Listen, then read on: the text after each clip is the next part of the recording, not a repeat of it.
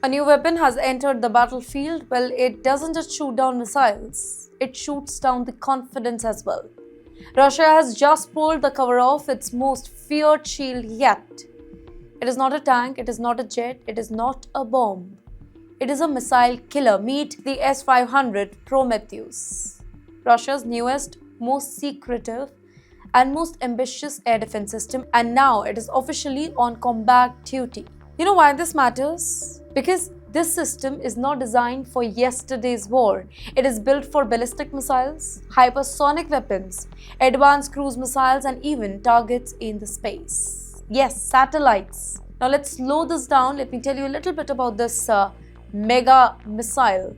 The S-500, it is not just an upgrade, it's a new category. While older system defends cities, this one defends entire region.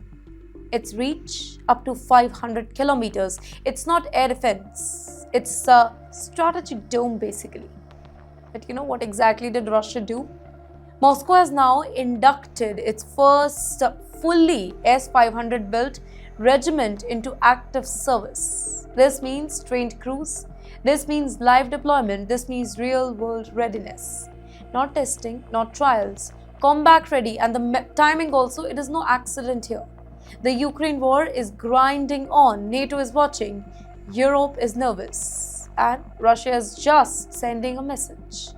A message that we are ready for the escalation here. Another question, why Europe is uneasy? Because modern Western military strategies, it depends on speed.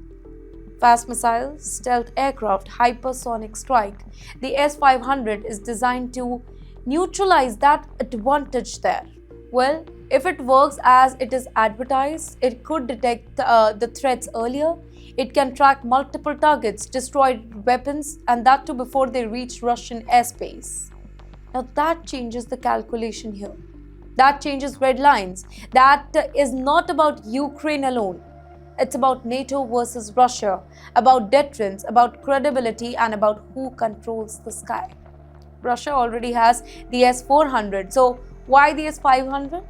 Because S-400 protects cities, S-500 protect the state itself. It is meant to counter long-range Western missiles. It is meant to counter the future hypersonic system. It is meant to counter space-based surveillance. Basically, in simple words, it's Russia preparing for a bigger war without saying it. Putin's message is subtle but very sharp.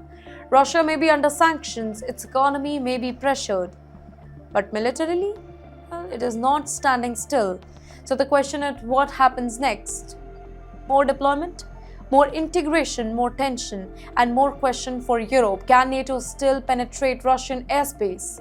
Are existing missile system enough for us? Is the arms race entering a new phase? One thing is very clear here, ladies and gentlemen, it is not just a weapon announcement. It is a warning, because when missile shields grow stronger, wars don't disappear, they become even more dangerous.